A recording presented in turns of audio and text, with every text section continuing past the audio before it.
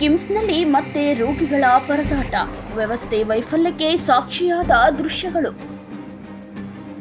ಹುಬ್ಬಳ್ಳಿಯ ಪ್ರತಿಷ್ಠಿತ ಕಿಮ್ಸ್ ಆಸ್ಪತ್ರೆಯಲ್ಲಿ ಮತ್ತೆ ರೋಗಿಗಳ ಸಂಕಷ್ಟ ತೀವ್ರಗೊಂಡಿದೆ. ಜನಸಾಮಾನ್ಯರ ಜೀವ ರಕ್ಷಣೆಗಾಗಿ ಇರಬೇಕಾದ ಆಸ್ಪತ್ರೆಯಲ್ಲೇ ಈಗ ರೋಗಿಗಳು ನರಳುತ್ತಿರುವ ದೃಶ್ಯಗಳು ಕಂಡುಬರುತ್ತಿವೆ. ಕೈಯಲ್ಲಿ ರಕ್ತದ ಬಾಟಲ್ ಹಿಡಿದು ಗಂಟೆಗಟ್ಟಲೆ ಸರದಿ ಸಾಲಿನಲ್ಲಿ ನಿಂತಿರುವ ರೋಗಿಗಳು ಹಾಗೂ ಅವರ ಬಂಧುಗಳು. ಬಿಲ್ ಮಾಡಿಸಲು ಒಂದೇ ಕೌಂಟರ್ ಬಳಿ ಜನಜಂಗುಳಿ.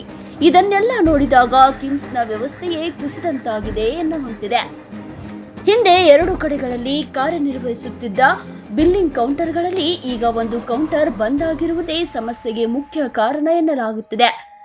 ಉಳಿದಿರುವ ಒಂದೇ ಕೌಂಟರ್ಗೆ ಎಲ್ಲಾ ರೋಗಿಗಳ ಒತ್ತಡ ಹೆಚ್ಚಾಗಿ ಗಂಟೆಗಳ ಕಾಲ ಕಾಯುವ ಪರಿಸ್ಥಿತಿ ನಿರ್ಮಾಣವಾಗಿದೆ. ಇದರಿಂದ ತುರ್ತು ಚಿಕಿತ್ಸೆ ಪಡೆಯಬೇಕಾದ ರೋಗಿಗಳಿಗೂ ಕೂಡ ವಿಳಂಬವಾಗುತ್ತಿರುವುದು ಆತಂಕಕ್ಕೆ ಕಾರಣವಾಗಿದೆ.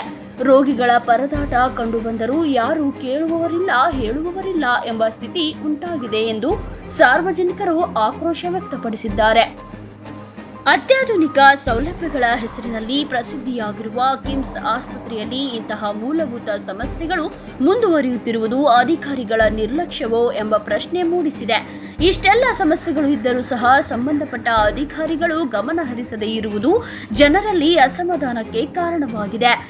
ತಕ್ಷಣವೇ ಹೆಚ್ಚುವರಿ ಕೌಂಟರ್ಗಳನ್ನು ತೆರೆಯಬೇಕು, ಸಿಬ್ಬಂದಿ ಹೆಚ್ಚಿಸಬೇಕು ಹಾಗೂ ರೋಗಿಗಳಿಗೆ ಸರಿಯಾದ ಸೇವೆ ಒದಗಿಸಬೇಕು ಎಂದು ಸಾರ್ವಜನಿಕರು ಒತ್ತಾಯಿಸುತ್ತಿದ್ದಾರೆ.